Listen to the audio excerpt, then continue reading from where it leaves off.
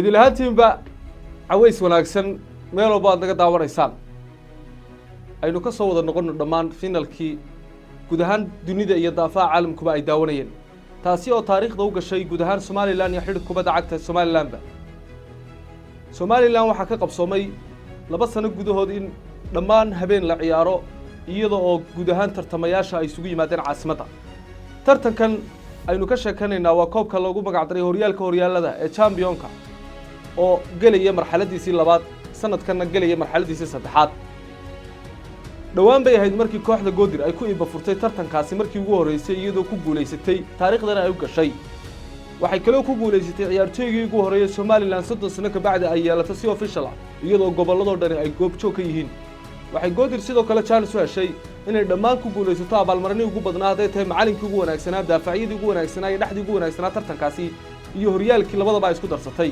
sanadkan horyaalka ay mar labaad hanatay iyada oo Goodir iyo Gaashaan ay noqdeen guuleystayaasha championka iyo guuleystayaasha horyaalka kubadda cagta Somaliland ee caasimadda haddaba maxaan ogeyn daawada ka qarsoon waxaad ogeyn in sanadkan mar labaad la abaal marinayo dhowr cisho ka bacdina habeen weyn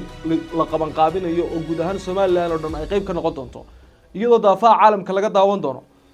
waxaa la bixin doonaa abaalmarino ku dhow ilaa 100 abaalmarinood iyadoo la abaal marinayo horyaaladii gobolada kala duwanaa hal meelna lagu wada abaal marin doono taasi waxaa dheer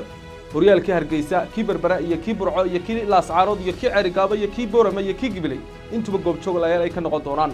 gobol kasta wuxuu heli doonaa tartamayaal gaadhaya ilaa 10 ilaa 9 ciyaartoy iyadoo lagu abaal marin doono haddaba koobka championka waxaa la bixinayaa sanadkii hore Cabdiwaduud Cabdiqani ayaa ku guuleystay abaalmarinta halkan taala oo ah abaalmarinta Banadoorka sidaad arkaysaan sanadkan tartamayaasha waxaa ku jira tani waa tala bixin doono waxaa ku jira haween iyadoo markii ugu horeysay tartan Somaliland haween ay ka qabsoomaan 30 sano ka bacdi sanadkanna la abaal marin doono haweenadii ugu horeysay ee ku guuleysatay abaalmarinta Banadoorka indhihiina way arki doonaan tuma ay noqon doontaa dad badan ayaa isweydiinaya tartankan xilli baa la ciyaaraa balse tartankan waxaa la ciyaari jiray si joogto ah iyadoo kamaraduhu banaanka ka yihiin daawadayaashuna dibadda ka yihiin garsoorayaasha dhexdhexaadinaya haween ay ahaayeen balse iminka abaalmarintan aad arkaysaan midi waa tii ay ku guuleysanayeen haweenku midna waa tii raggu ay ku guuleysan dooneen haddaba waxaa xiise gooni yeelay tartankan soo afmeermay ee horyaalada championka yuu noqon doonaa guuleystaha abaalmarintan heli doona mar labaadna noqon doona ciyaartoyga taariikhda galaya Cabdiwaduud ku xigi doona ee Somaliland guuleystaha abaalmarintan ku guuleysan doona ma wuxuu ka iman doonaa Laascaanood ma Cerigaabo ma Hargeysa ma Gibiley mise kooxda guuleystaha ay ka soo bixi doona taasi kama hor dhacayo idinka ayaa ogaan doona halkan waxaa taala abaalmarinta ciyaartoyga gooldhalinta ugu wanaagsan ku guuleysan doona waa taariikhda markii ugu horeysay 3 ciyaartoy ay isku gooldhalin noqonayaan tartan waxa ku guuleysan doona abaalmarintan 3 noocan ayaa habeenka la bixin doona waxa qaadan doona Xamse Cabdiqaadir oo CR ku magac dheer Ganto oo isna Gaashaan kamid ah iyo Cabdiqani Kaarig oo kooxda Sool kamid ah saddexduba waxay leeyihiin min 6 gool tartamayaashani waxay heli doonaan abaalmarintan iyadoo mid walba gooni loo siin doono ma garan karno waxa loo raacinayo balse tani waa ay heli doonaan guuleystayaashaasi waana habeenkaasi la bixin doono ka hor dhici mayno abaalmarinaha badan ee habeenkaasi la bixinayo balse waxa xiiso gooni yar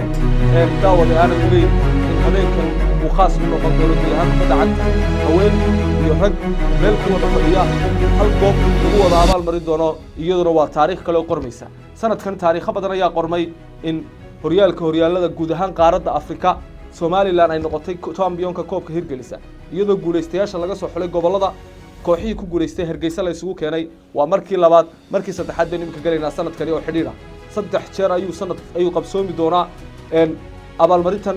cidda u helaysa nasiib hoos ayaa nagula wadaagi doontaa kuma ayuu noqon doonaa ciyaartoyga cusub ee Somaliland ay yeelan doonto abaalmarintan gacanta ku hayana habeenkaasi la guddoonsiin doono hoos nagula wadaag kadoo islaadaha ugu qalmi doonaa waxyaabaha aad ku dooratay hoos ayaa nagula wadaagaysaa iyo waxyaabaha uu ku mutaystay goolasha uu dhaliyay haddii aad hayso halkan ayaa nagula wadaagaysaa sawiradiisa iyo sidoo kale waan ogaan doonaa toddobaadka bacdi guuleystaha Somaliland ay yeelan doonto iyo sidoo kale guuleystaha haweenka oo markii ugu horeysay noqon doonto taariikh 30 sano ka bacdi Somaliland ay yeelanayso gabadhii ugu horeysay ee tartan ku guuleysata waa wax nagu cusub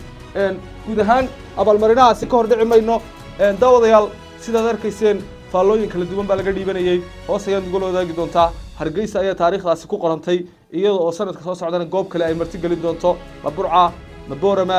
ma Berbera mar lagu celin doona mar kale Laascaanood mise Cerigaabo sanadkan tartanka cidda nasiib ku heli doonta garan mayno kooxo way ka kordhin doonaan intaa iyaga oo gobollo kale ay ku soo biiri doonaan sanadkan tartankana la ballaadhin doono